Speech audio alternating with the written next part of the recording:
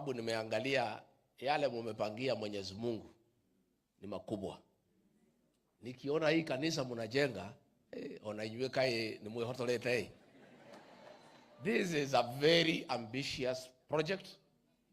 Na tunaona vile mnapenda Mwenyezi Mungu, mumeamua kumjengea nyumba ya kimataifa, ya kifahari. Na ninaona mumejikakamua. Hata kama mungali mko mbali, tumeona bidii yenu na hao viongozi na tumesema mumejaribu sana. Na sisi tumesema moderator vile tumeona hii kazi pahali imefika.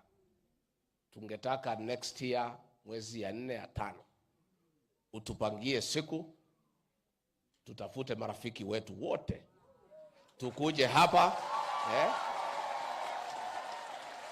tuchange pesa ya kutosha, tusukume hii nyumba kwanza, tufanye roofing, si ndio?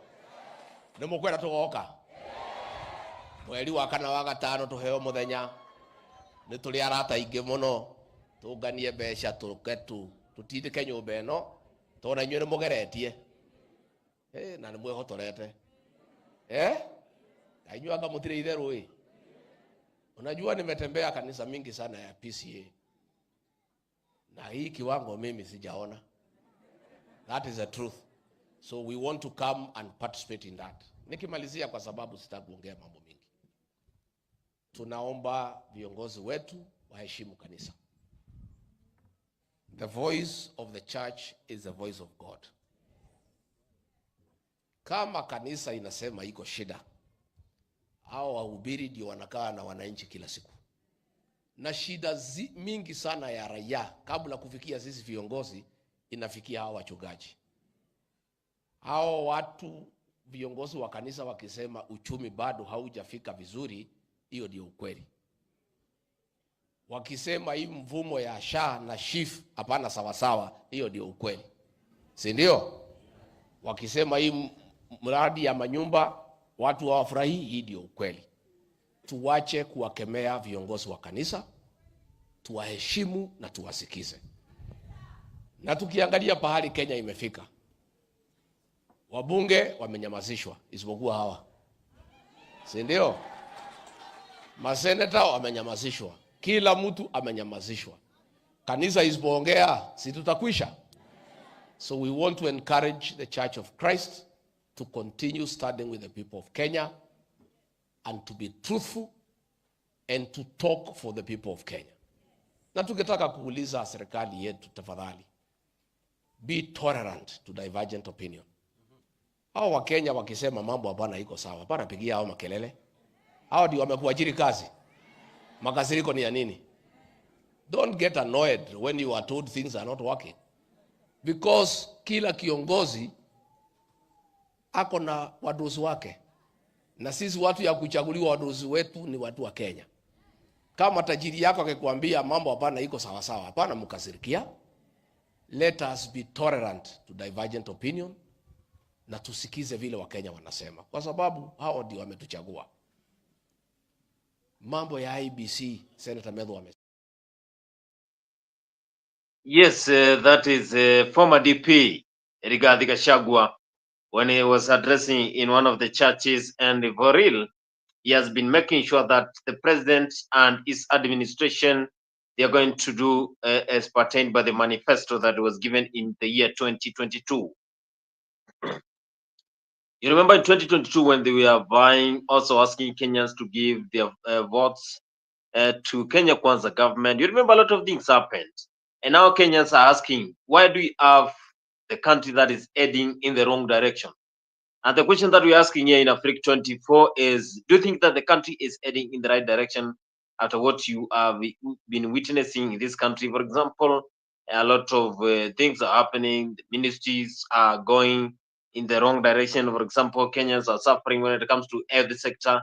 That is the Ministry of Health. Also, education has been tempered. You remember even the new university funding model, which has really caused a lot of chaos. And also some of the students and also comrades in the universities are unable to raise the funds so that they can go join their undergraduate bachelor's degree. Also, a lot of issues have been raised when it comes to interior security, whereby a lot of areas are lacking security, enough security, whereby their business are being lured, business are being attacked by the goons, and of course, cases of abductions are still continuing in this country.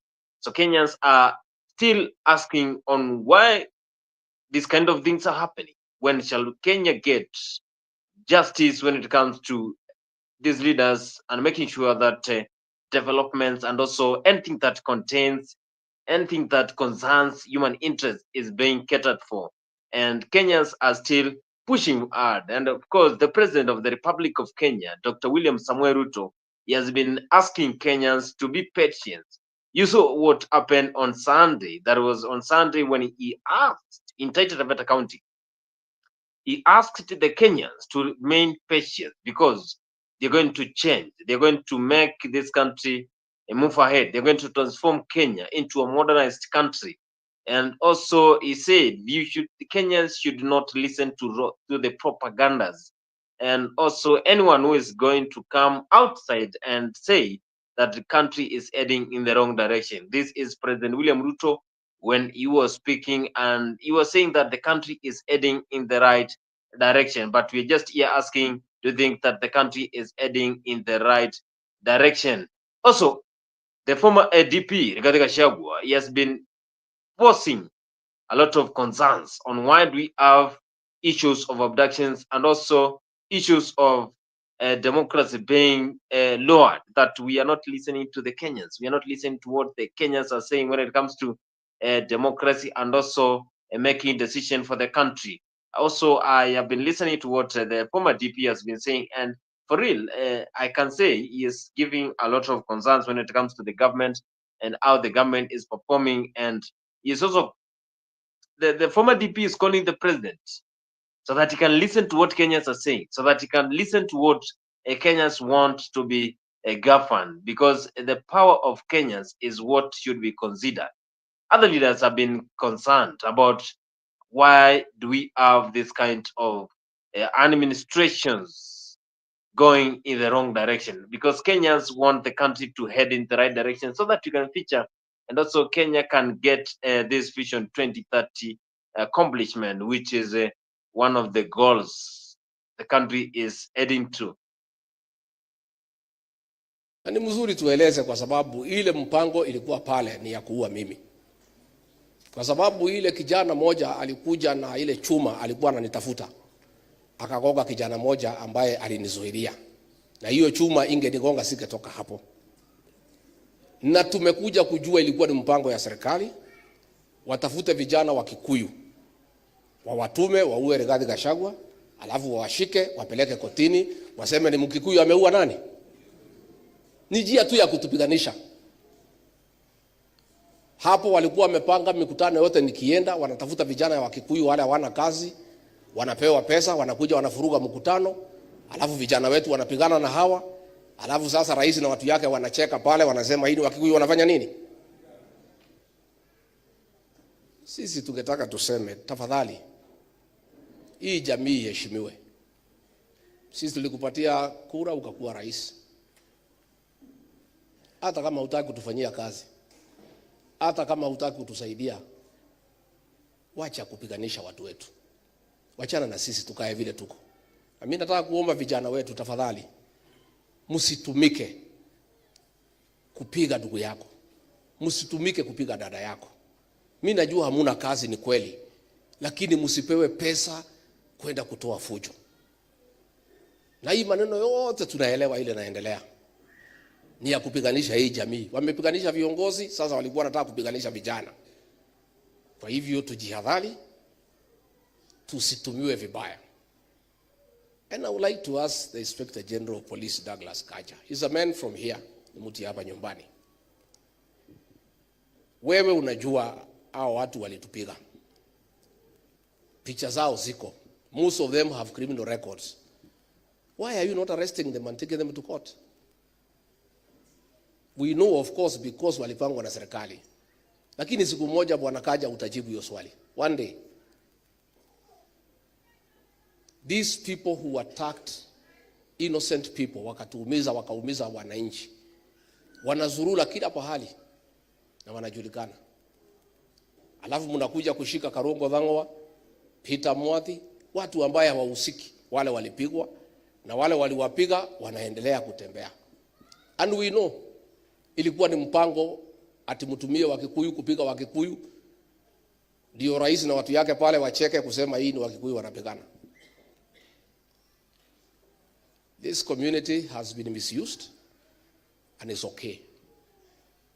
But let me say this because I have seen a lot of analysts, a lot of commentators trying to come up with many theories about the people of this region called Mount Kenya. Let me help you. That is a former DP, Rigathi Gachagua. He is calling the president and also the government so that they can make sure he gets security. Because you remember what happened, the incidents of Limuru, whereby Kenyans experienced a lot of chaos there. And personally, he was there, Gachagua, and the youth, and I will not call them youth because those were goons, and the goons came in large numbers. They came in large numbers there so that they can attack the DP, and the DP was in a very tough situation. I remember also others saying that DP was completely hurt, but he is still there trying to represent the country, trying to tell the government so that it can perform on what it is said during the 2022 general election. But I'm just asking, what do you think that the government is trying to attack Gachagua? Because you even heard how he said that the government is the one which was responsible during the attack of Limuru. And also he said the government should be accounted for on what happened.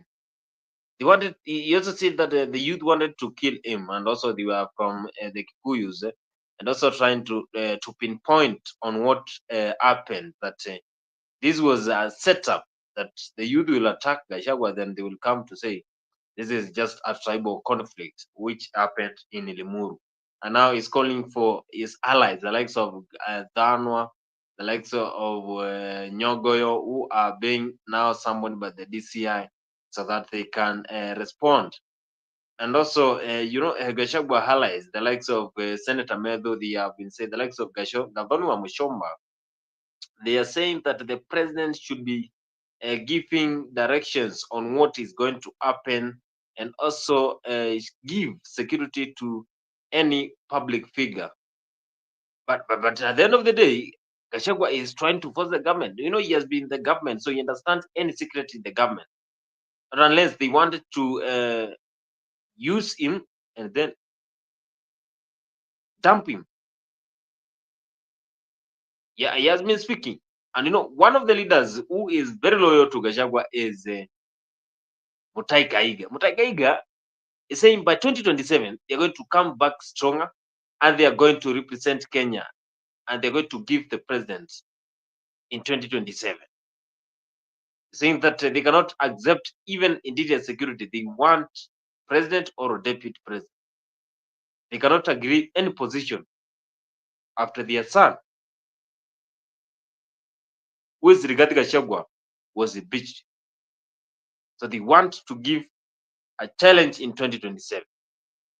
Let's say Mutahi Kahiga, he's one of the loyal followers of Gachagua. Muondoa si mambo yote imekuwa mazuri. Si walisema shida yetu ni Rigathi Gachagua?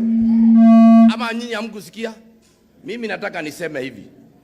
Kwa sasa tunapoongea naibu wa rais, sisi kama Nyeri, SHA peke yake iko na deni yetu ya 289 million as of 8th of December. Sasa Mukurweini hakuna dawa, Nyeri town hakuna dawa, hospitali zangu hazina dawa, sababu hizo pesa zote zinatakikana kulipwa na SHA. Tene turoyaga mbeca icio tukagurira andu dawa. Leo ikirete kou ni uraigua 1.4 billion kuri eroretio.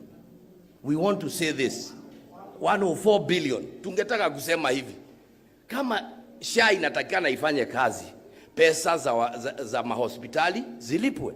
Wale ambao tumetibu pesa, nilikuwa nauliza saa hii chief officer ananiambia we are owed 289,000 as of 8th, your excellency, na 1,900, almost 270,000, 270 million. Hizo pesa zingekuwa katika account zetu na tungekuwa tumenunua madawa. Sasa tukisema hivyo tunaambiwa tunapiga sha na watu wetu wanaumia. So tungetaka tuseme hayo mambo tafadhali yaangaliwe. Jambo lingine ambalo tungetaka tuseme tukiwa tu mahali hapa ni kwamba kama tunaongea maneno ya, unajua tunakumbuka jinsi mlivyokuja kwetu, wewe na rais, mlikuwa watu wanyenyekevu, mlikuwa mnatuomba kura. Sasa kila kitu ni kifua. Ng'ombe na si ya mtu idungwe. Ama namna gani? Na sisi kama county tunapeana vaccination. Kithe tutitheshaga ng'ombe cianyu. Tulituoka na ruthaju. Leo kae kuthire atia bururi uyu. Leo nie ngwenda kuga atiriri. O uguo muthamaki witu atwirite tukire. Wahiukirwo geka atia? No twire our deputy president. Ithue tutietagwo numa uhe. Na ndirenda kugweta haha tondu andu amukuraini uria mahana maroiga kana uria maikaire. Ni na guku nja ndirathiete ngauga atiriri. Riu tondu gite gitu kiarega thine giathie ri. Ite icio ingi ciatigara tureherwo Nyeri. Ndirenda gukwira u ndirerirwo matirenda gite ona kimwe Nyeri. Ndio kanywe ni murenda muheo gite. Ithue tutietagwo numa na u. Ithue gite kiria turenda ri, na ni vizuri tuseme hapa isikike. Kama kuna kiti kitaletwa Nyeri ni kiti kimoja cha president. Ama nyinyi mnasema gani? Kama kuna kiti, nimesikia kuna viti inatafutwa sijui ati interior sijui mawaziri. Sisi nyinyi mnataka mawaziri? Yaani tunyang'anywe Rigathi akiwa deputy president tuletewe mawaziri.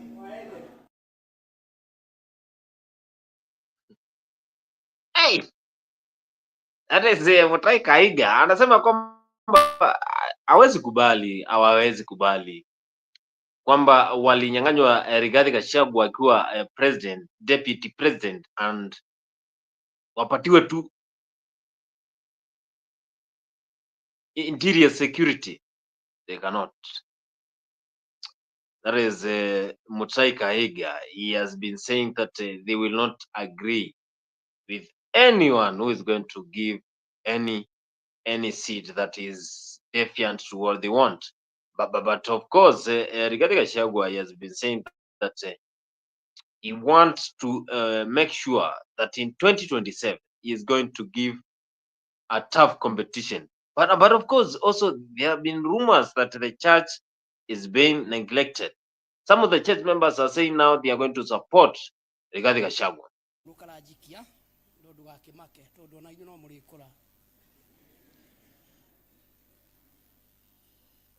Buku ya koherethu igiri muhari 26 irari ohoro wa Ngai we iguru muno na Ngai kihoti kia maundu mothe na niwe turunganitie haha na mheshimiwa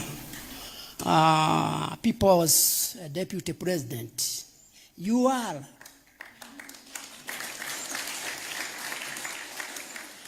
and since you are in Kenya, we are. And we are because you are. Koguo ne kwenda ugie na hinya muingi muno na ni guthoma muhari ucio na version iria itandikitwo ndimirehe meciria-ini na nigetha roho waku na witu tugie na hinya makiria ya mbere na mutungatiri Ben. Thank you very much. Ni tondu wothe ni ndomiririka muno ni tondu ndimucokererie irauga the one to please uria twagiriire gukenia muno aretwo God the moral governor of the universe. We have our governor here.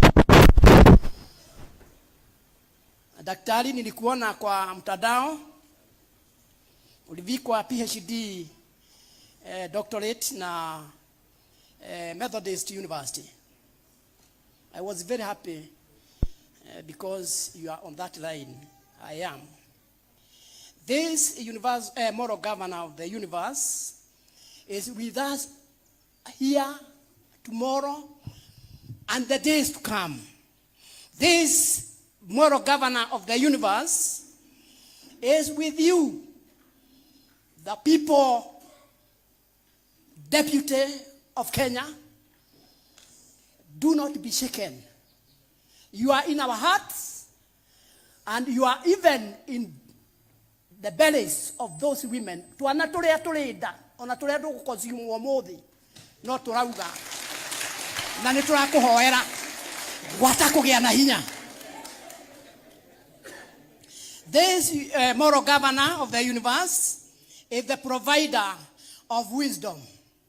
Wisdom that comes from God. It is with you. And we know that. That's why it happened the way it did. You are provided with the knowledge, and therefore the other item or the other pillar is joy. Have joy. Once you go back home, read that and you'll be guided by this great lady. People, Deputy President of Kenya, the protection from God in accordance to political moral decay is now ceasing. It is coming to an end. And you shall swim in that political moral decay. And you shall rise up. And we have a lot of hope. Very soon. Very soon. Very soon. You are going to lead Kenya. God says. Therefore, feel at God, not at home. Feel at God, He is with you. And He will protect you from this political moral decay.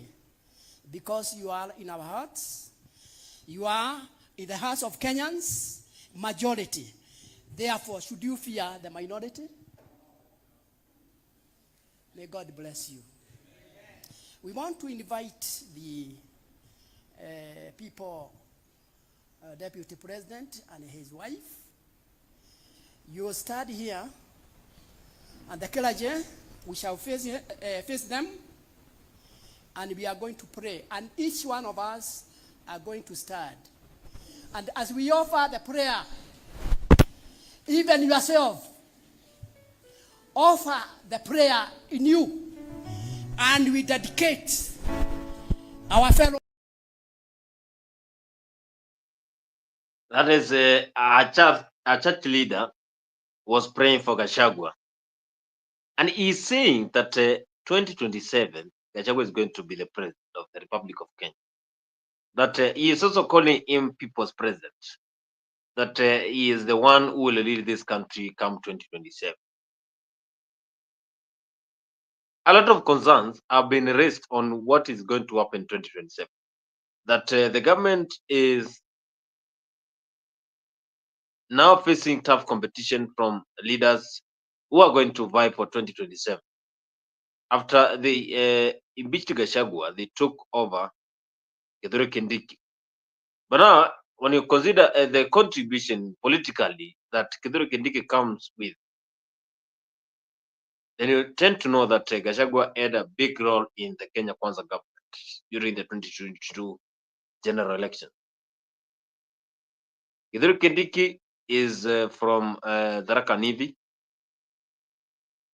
Gachagua was from the Mount Kenya region, of course, but Nyeri contributed a large number of votes in 2022.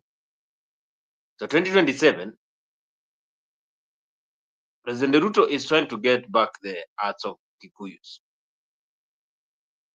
So when he went to visit the former president of the Republic of Kenya, Uhuru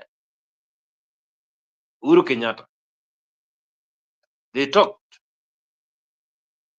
Media hyped that meeting that happened in Gatundu. Kenyans were asking the secret behind meeting of the two leaders. But now when you consider what happened during the Jamhuri Day celebration, the leaders in different parts of this country celebrated Jamhuri Day, and we saw the leaders in Migori, some of the residents in Baringo County, they rejected the speech from the president. I think that one has raised a lot of concerns. They have raised adrenaline. They have raised a lot of debate, and the adrenaline of William Ruto has really raised. Maybe the western part of the Kenya and the Lake region is playing hide and seek game, so they can give a U-turn in 2027.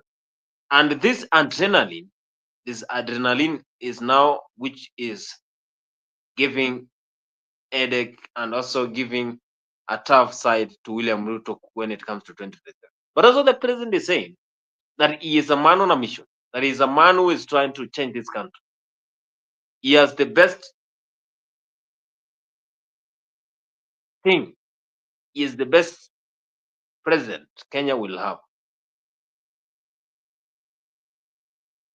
He is the best person to transform this country. Barabara zetu tumezipangia vizuri. Mpango yetu ya social health ama taifa care inasonga vizuri. Mpango yetu ya affordable housing imeshika kasi. Mpango yetu ya masoko inaendelea vizuri. And I am confident we are going to transform our country. We are going to change Kenya.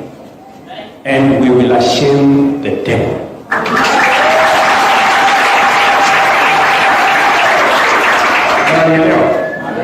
Niko na imani hii nchi tutaibadilisha. Mipango yote tuliyopanga tumeweka mbele ya Mungu. Mpango yetu ya kuzalisha chakula, tumeona bei ya vyakula imeanza kurudi chini. Mpango yetu ya kuhakikisha kwamba cost of living imeteremka chini, bei ya mafuta imeteremka chini. Hata leo kwa shilingi 4 bei ya mafuta imekuja chini. Mpango yetu ya kusambaza stima Kenya mzima inaendelea kwa kasi. Hapa Taveta kaunti 15 zinaendelea na hiyo kazi. Nia yangu vile nimesema ni kufikisha stima kwa manyumba ya Wakenya 700,000 by 2027. Mpango yetu ya kuzalisha ajira kwa vijana wetu imeshika moto, inasonga mbele. Hata wiki hii vijana 300 wamepata ajira, wamepanda ndege kwenda ng'ambo. Hii wiki miezi miwili imepita, vijana 12,000 wamepanda ndege kufanya kazi.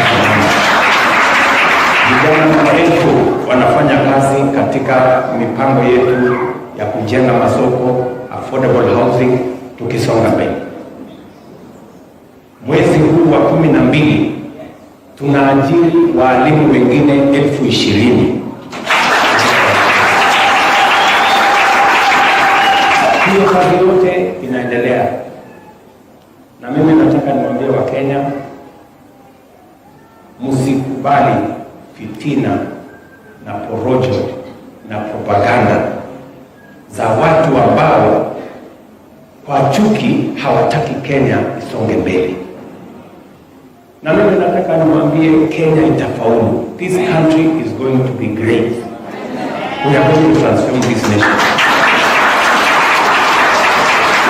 Injili ya shetani ati Kenya itarudi nyuma, ati Kenya itapotea, hiyo injili ya shetani haiwezi kufaulu. Sisi tunamuomba Mungu jamani.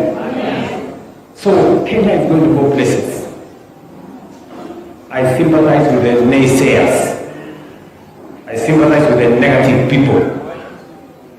Wale katika mipango yao, katika dhamira zao, wanataka nchi yetu ianguke. Nchi ya Kenya haiwezi kuanguka. Nchi ya Kenya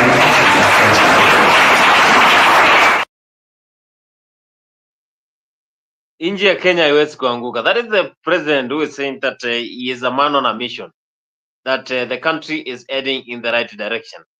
And he is saying that he will make sure that he will transform this country, and he will make sure the country will win, and also the country will be developed before 2027.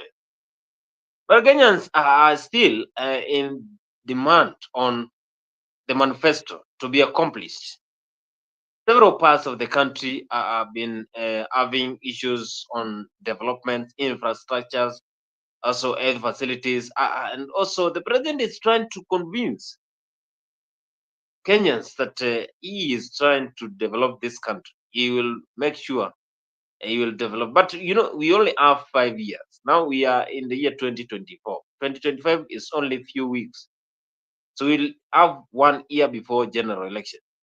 Is it going to transform this country in 1 year?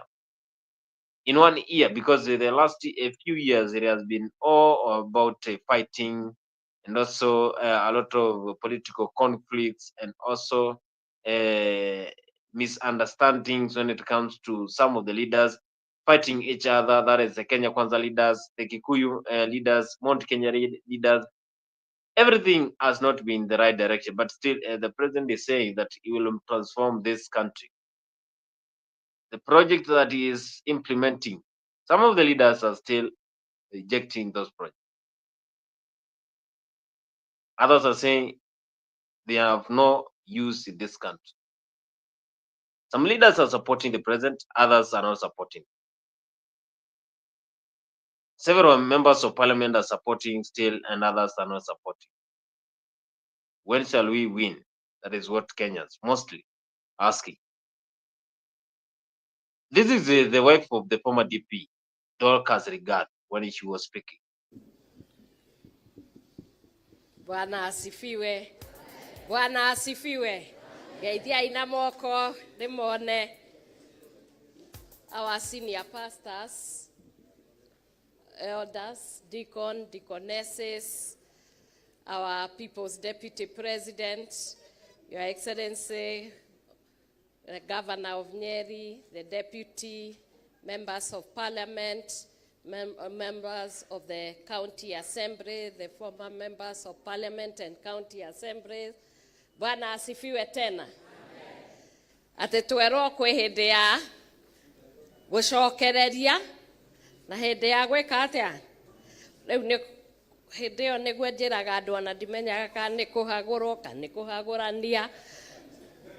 No kwina Ngai uracokere na kwina Ngai wa ihinda ria keri kana tiguo.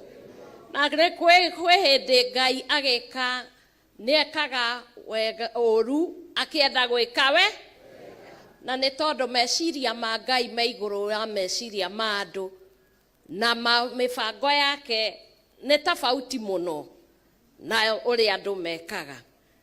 No tuoneka twahiteirio muno, no wacuthiriria bururi uria uikarite ukona kwari ona gitumi, na gitumi nikia na Ngai ari o handu arathie na ngari ino kana tiguo. Angikorwo Ngai niwe ndereba ya ngari no ithie ne hate, no ngari ya Ngai ndire yacoka thutha. Nire yacoka aria moe Ngai athiaga ona mbere, ona ame cia Ngai ciiragwo no retreat, no surrender. We continue as a church to say whatever God does, we give him thanks. And he does things for his glory. Even this one, I know many people, they have been asking about this. How are you feeling? And we thank you for the prayers that you have had, the encouragement. My telephone is full of encouragement messages. And I want to thank the church and the people of this country for standing up and standing for the truth. We are speaking as a church, and we are continuing to say, where God is where we are going to be. Where the truth is, it must be told. And when we speak the truth, no muhaka twarie uhoro wa ma kana tiguo. When you speak the truth, you are set free. But when you continue to speak lies after lies after lies, maheni meragwo me tumitaco tunini muno. But when the stride of truth will come, it will overtake all the lies that you have spoken. And as a church, we are saying we must continue to speak with the voice of the people and to be the direction and the conscience of the people. I know many times the church has been neutral, the church does not get involved, but this time, when everybody is compromised, the church must stand. And that's why we are saying we are moving on. And we are going to move on boldly with the truth, because the truth must be told. If something is not working, the best thing is to listen and to be able to change it. Even God himself says, come together, we discuss.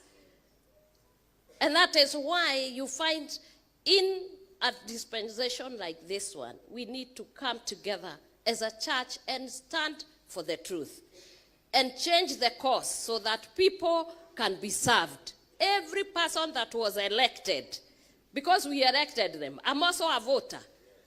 And I voted, and I went around with the church agenda, which we talked, and we wanted the freedom of worship. And we wanted this church, this government, to be able to stand up and be able to allow freedom of worship so that people can worship their God. People can sacrifice to their God. People can have expression. The rights of the people not be to be trampled upon. And we are going to continue to say the same thing we said, that people have their own constitution. Not only the constitution, the church has a Bible. And we follow the truth. And the Bible says that we are going to continue to speak the truth. Because our Jesus Christ says, I'm the way, the truth, and the... So, Mwake, you are the truthful man.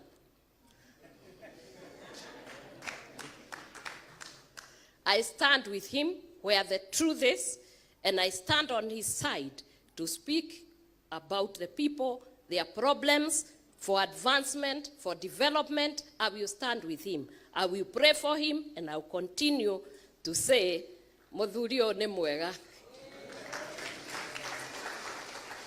Emari dada jekire wega. Muthuri wendete ohoro wa ma. Na ni muthuri jamba. And I stand there to pray for him. And I pray also for this nation, that we may change course and continue to listen to the people, stand for the truth and the rights of the people. Kanitha, thank you for giving us the opportunity. Thank you, Senior Pastor. Ithuĩ tũgũtũra tũhunjagia ũhoro mwega. Na ũhoro mwega nĩ ũhoro ũcio wa kuga angĩkorwo andũ nĩ marakua makĩenda kũrigitwo mathibitarĩ, ndawa igũrũ andũ marigitwo. We are there as a church, and people come to us. There are people who now cannot be able to afford dialysis. There are people who cannot be able to afford chemo, and they are going there and they are dying. You want us to say that those people are not dying? It is unfortunate that when one casket is going this way, another person with a big motorcade is coming on this side, and if God was to be asked, he will be able to bring judgment. Because if people are dying, angĩkorwo andũ no mathiĩ thibitarĩ wage ndawa, tũngiuga ndawa cikuo angĩkorwo citirĩ kuo nĩkĩ? We must speak, and we must be bold enough to say, if there is no medicine in the hospitals, let the hospitals get medicine. No kone pesa iria icio. Hey, that is the former second lady of the Republic of Kenya, Dorcas Rigathi. And Dorcas Rigathi, she is saying that the president and the government should also swipe away this share, because the Kenyans are not interested with this share. And also we are having issues concerning the treatment of Kenyans in this country, whereby most of Kenyans are not interested on what is happening. Shift from NHIF to share, which is raising a lot of concerns, and also which is making Kenyans to worry about their health when it comes to treatment in public hospitals, because this share still has not been enrolled and it is a long process. Official opposition leader, Wiper leader Kalonzo Musyoka, he still spoke about the kind of situation that we have in this country, and he is an official opposition leader who is trying to send warnings to the government so that it can work and it can make sure that whatever it promised to Kenyans, it's going to deliver. Raila Odinga ambaye mimi mwenyewe niliona akifanya a wonderful televised it's not an interview, it's a debate na wenzake ambao wanang'ang'ania kiti cha kuwa nani atakuwa mwenyekiti wa bara letu la Afrika. Kwa hivyo sisi tunajivunia vile Mungu ametuweka pamoja. Wakati mazungumzo yalifanyika hapa juzi, naona watu wengi walipiga duru. Mimi namuelewa sana ndugu yangu Uhuru Kenyatta. Uhuru Kenyatta alitoa taarifa na Ruto akatoa taarifa yake. Wote wawili walipokutana hapa Ishaweri, because as the fourth president ni lazima akae juu ya hawa wengine. Na sio kwamba namtetea, lakini namuelewa. Kwa mfano taarifa aliyotoa Uhuru Kenyatta alisema yale waligusia mengine ni juu ya umuhimu wa kuwa na in a democratic state kuwa na upinzani marudufu, upinzani wenye nguvu. Hiyo walizungumza. Hiyo si kuona taarifa ya Ruto hakuwekelea hiyo. Pengine ndugu Ruto anataka sisi tuwe hivi. Lakini Uhuru alitoa taarifa. Na hiyo taarifa basi ina umuhimu mkubwa sana. Najua watu wengi wamepatwa na hali ya kutoamini ni kitu gani kinaendelea, na tuwashangilia msimamo wa makanisa. Mimi Archbishop ningefurahi zaidi kama ungesema nyinyi kina Kalonzo hamtaongea hapa, kwa sababu watu wamechoka kutumia jukwaa la kanisa kueneza mambo ya kibinafsi ya kisiasa. Naelewa sana. Naelewa hiyo hasira. The Roman Catholic Church walikuwa kwanza kutoa msimamo, Anglican Church wakatoa msimamo, na maswala ambayo yalisema yajibiwe bado hayajajibiwa. Na kabla kuwa na hali ya nchi ambayo zote tunaweza kusema yes kuna usawa, basi kila mtu ako na uhuru wa kusema siwaamini hawa ni wale hawa kina Njiro hawa Black Bull hawa ni hawa kina baba yao ndio hawa. Kanisa mna haki ya kuwa na hali ya taharuki juu ya vile uongozi, na yet uongozi ni sehemu moja kabisa ubinadamu wetu ambao kuna umuhimu mkubwa. Mimi sifurahi kabisa nikiambia wanasiasa, Archbishop tukikutana na yeye and Bishop Jomo hapa ni kama majomo wako wengi hapa, Jomo Kenyatta, Jomo Bishop Jomo and your wonderful wife. Don't look at us as politicians. Look at us as your other face, leaders. And leaders are born. They are born. And I also want to say, Archbishop, they are also anointed. Kama vile Jeremiah, Mheshimiwa Kungu Smart. Don't worry even if you stand on top of a desk to catch the speaker's eye. I want to disabuse us of this concept. Kwamba they are lesser human beings au watu wanasiasa wale ambao wameharibu sifa ya political leadership. Ni wale ambao wanatumia jukwaa la kanisa kujipendekeza, kumbe sio wao vile ambavyo wanataja. Na kwa hivyo basi kanisa ilipogundua kukawa na hali ambayo zote tunaelewa. Let us pray that wakati wa Christmas tufikirie sana, tuyatafakari haya mioyoni mwetu kama wacha Mungu. In real terms, wewe mwenyewe unajuana roho yako, wewe Mungu unayemwamini, unayemwabudu, unajuana. Wakati huu fikiria sana juu ya nchi yako. Machungu watoto wameshikwa. Kiongozi wa kina mama alizungumza, na wewe mwenyewe askofu mkuu ukazungumza juu ya swala hili kwamba kina mama wanashikwa na wanawawa kinyume na msimamo wa kisheria alivyonena wakili Njio. Tujiulize ni kwa nini, na hadi sisi tuko na katiba 2010 inayozungumzia juu ya umuhimu wa kuwa na nchi ambayo inatawaliwa kisheria, sio kimabavu, sio kiwizi, sio kikateli. Mambo haya ni magumu sana. Mungu atufukishe twende mwaka ujao. Na vijana wakauawa. Wakili Njiro, nimekwambia hiyo wimbo uliimba kwa Kikuyu. Nataka uniandikie vizuri, I'll be singing it next time. Wepali da Kalonzo Musyoka there, when he was saying the church should also be respected, that they are the close people, they are the close ones to the residents, to the Kenyans, and they know how the feelings are when Kenyans are not being held in the right direction.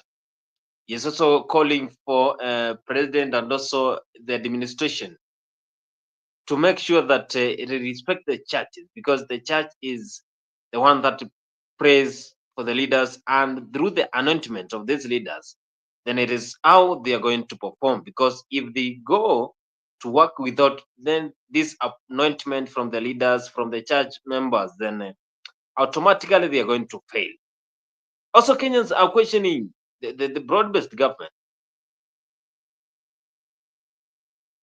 When we add the likes of Joe, the likes of Opiu and I, today I saw in the State House, and also yesterday I saw how the county governors were having this conversation in the State House, and it really raised a lot of concerns. Today I saw a picture that has been circulating in the social media about the CS for Energy and Petroleum when he was having a chit chat with the president, and it really raised a lot of concerns that broad-based government was introduced to the Kenya Kwanza so that the Kenyans can get their grievances, and also the mixture of this government then can help the country. But now after we had this broad-based government, and that is when you have a lot of issues being raised that they went there so that they can just get money, and they will not even talk the way they used to talk. You remember during the 2022 general election, they used to talk.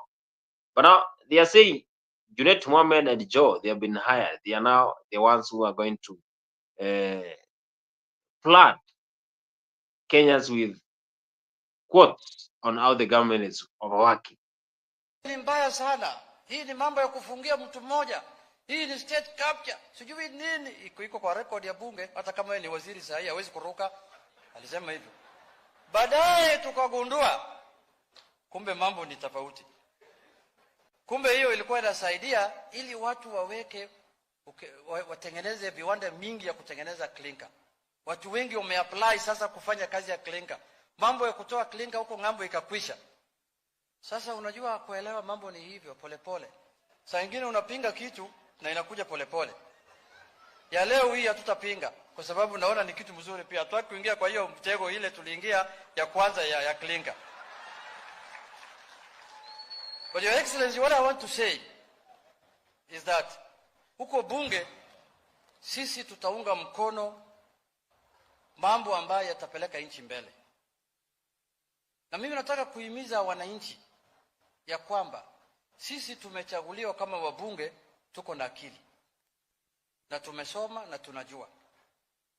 Hatuwezi kuwa tunakubali mambo ambayo yanadhuru wananchi.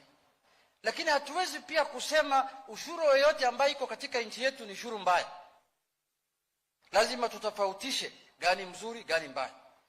But if we generalize everything and we say all taxations are bad, then tufunge nchi. Kila mtu sasa aende kasi yake ingine, alime shamba yake, kila mtu afanye angalie kondoo yake, ngamia yake, Kila mtu afanye kazi yake, hakuna haja sasa ya kukua na nchi. Saa hii nchi yetu imekuwa katika shida, and we must accept ya kwamba even though mimi nilikuwa nataka baba yangu akuwe rais, lakini ikaenda hivyo hivyo. Nchi ilikuwa katika hali ngumu. Your Excellency, when you took over, deni zilikuwa nyingi, mambo ilikuwa mazito. Watu ya upinzani kama sisi tulikuwa tunangojea na tumetarejea kwa muda mrefu mpaka sasa, imekuwa after broad base, sasa ikachelewa, ya kwamba mtashindwa kulipa hii deni. When are you going to default? Not if. We knew this was they are going to default. When they default, sasa tuko na hawa bega kwa bega. Tuambia si wameshindwa na kazi. Sasa Mheshimiwa Rais, congratulations. Umejikakamua mpaka leo. Naona mambo inaenda hivi hivi tu. Vizuri kabisa.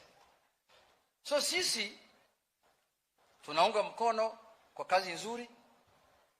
Na uchumi vile mimi naona sasa vile deni inalipwa na policies ambayo umeweka ya macroeconomics ambayo zinasaidia nchi. Naona hapa mbele kuna nuru. Hapa mbele hakuna giza. Na ile wale watu ambaye unajua sisi pia tulileta kwa serikali experts kali sana, Your Excellency. Tunaita wa experts. Huko ODM wanaitwa experts. Wana ujuzi tofauti tofauti. Wengine wana ujuzi zaidi hata ya kibinadamu nyingine hatari. Chungana na hawa. Lakini ni experts ambaye tumesema wakilishe wananchi, wasaidie wananchi, na sisi tutahakikisha ya kwamba katika bunge, mimi ndio sasa kiongozi huko, tutahakikisha tutafanya mambo yote ambaye itapeleka nchi yetu mbele. Na tusiwe nchi ya kulalamika peke yake, kwa sababu mimi nina uhuru ya kusema chochote mimi nataka kusema. Huwezi kufunga mdomo yangu. Jana nimeongea hapa Taita Taveta, naona wengine wananirukia, Junet kwa bana, mdomo ni yangu. Siasa ni yangu. Wakati tuliingia wamama vile wanavaa, waliambia wamama walisema my dress my choice. Mimi pia nasema my politics my choice. Huwezi kunilazimisha vile bila nataka kwenda. Kwa hiyo machache, asanteni sana, tukutane mbele. Asanteni sana.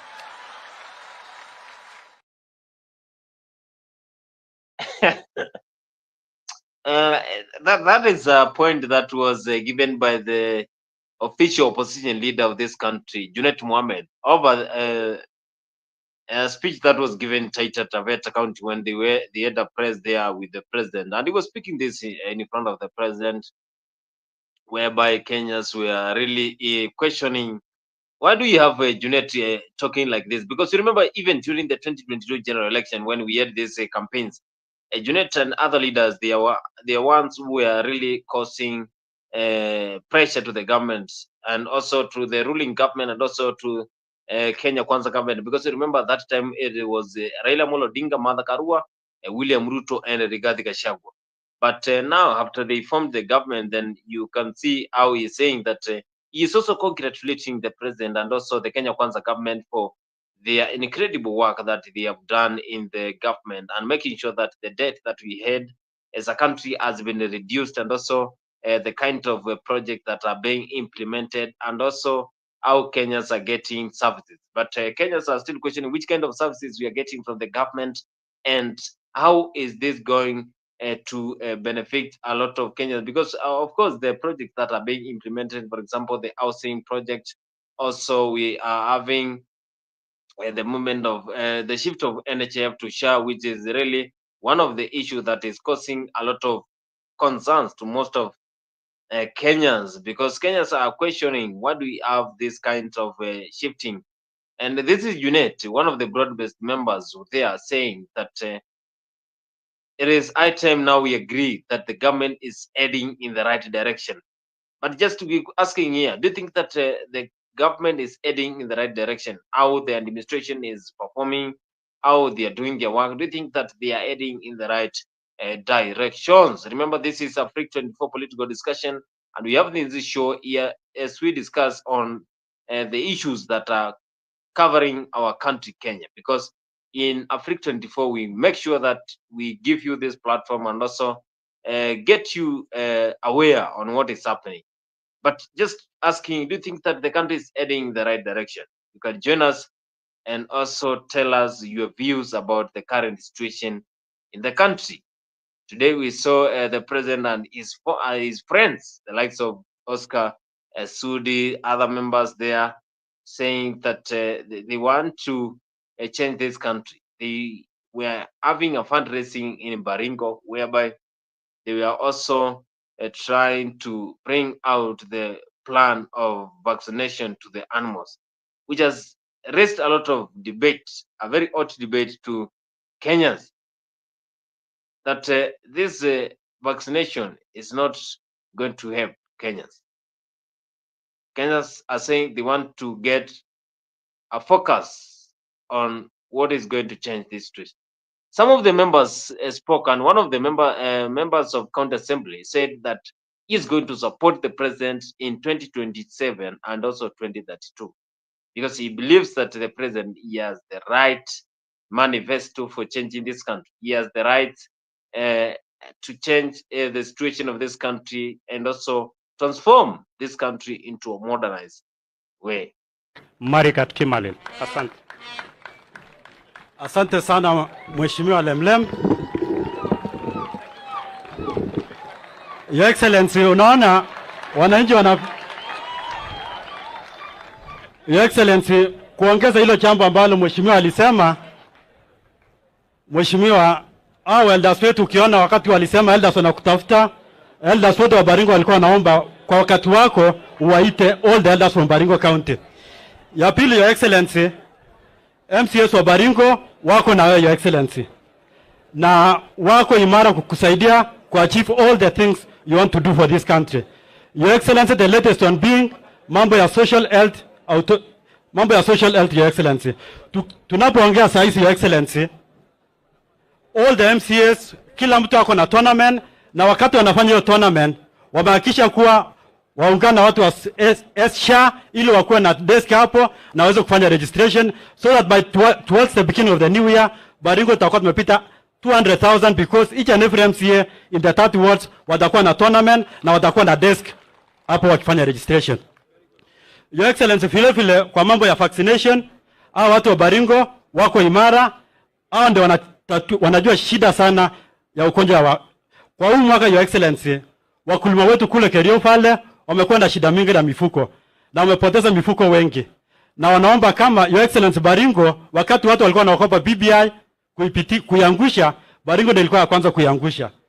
Your Excellency, wanaomba kama watu wengine wanaiokopa hii mambo ya vaccination, Your Excellency, wale hata ya officers wakuja wafanya hapa Baringo na tuanzishe Baringo, kwa sababu sisi ndio tulianza mambo mengi, na Your Excellency tuko imara na kwa hiyo. Finally, Your Excellency, hivi majuzi tumekuwa na changamoto kubwa, janga la landslides, Your Excellency, na tunashukuru tulipata mkono wako kwa hizo familia. Your Excellency, hiyo shida bado iko, na waheshimiwa wanaomba kama inawezekana Kenya Forest Service waweze kuweza kutembelea watu, ili kwa sababu hizo maeneo ambao wanaishi ni maeneo ya milima, ili waweze kufanya transfer, waweze kuachia Kenya Forest Service ile mashamba yenye milima na wachukue ile nyingine ambayo inaporomoka. Kwa hiyo yote, asante Your Excellency, God bless you. Asante sana. That is one of the members of County Assembly saying that he will support the country governance, and also he is trying to congratulate the president on the kind of support that as Baringo residents now they are celebrating, and these are the fruits of the Kenya Kwanza. Some areas are celebrating the country's leadership, others are having a lot of problems when it comes to resources distributions, and also when it comes to getting the support from the government. Do you think that this government is heading in the right direction? Remember to always follow us in the social media platforms, and also you can answer the question through our social media platforms, and we'll be able to respond to you. Do you think that the country is heading in the right direction? Remember, this is a political discussion here, Boniface Kimanzi, and we are having this talk here live in Africa 24, asking, do you think the government is heading in the right direction after what Kenyans are saying, that we are having issues with the governance. So 2027 is going to be a hot one. That 2027 is going to be a year of transformation. That is what they are saying, most of leaders. Opposition, as you know, they are saying the government shall, and it's a must, the government must do whatever it promised to the Kenyans. Bring back IBC, work for the people of Kenya, make sure the health sector is being considered, make sure education is back, that we have security, and also this kind of abduction to stop, which is concerns which are raised by some of the Kenyans. Nataka nichukue nafasi hii nikushukuru sana kwanza kufika kwa kanisa hili la Marafiki. La pili, kufanya nafasi kuja huko Ikolomani jana jioni. Na hapa tulipo naibu ya rais, hii kanisa imekuimbia nyimbo mbili. Najua umekaa karibu na mheshimiwa governor na mheshimiwa mjumbe wetu wa hapa Naboholo. Labda wamekuambia ama hawajakuambia. Nyimbo ya kwanza ni nyimbo ya Friends. Imeimbwa kwa Kimaragoli na inasema wengine wakikuacha mimi sitakuacha. Mimi sitakuacha, that is wengine wakikuacha mimi sitakuacha, that is some of the leaders saying they support rhetoric being the deputy president after the impeachment of Gachagua, who was the DP of President Ruto. So now they are saying they support fully Kithure Kindiki, who is now the deputy president of the Republic of Kenya. He was on recently, and they are supporting him. Make sure you always subscribe to Africa 24 because we have all those news, and we also give you best updates when it comes to politics and also matters concerning all the news that you will experience in Africa 24. We unlock stories from all over the world.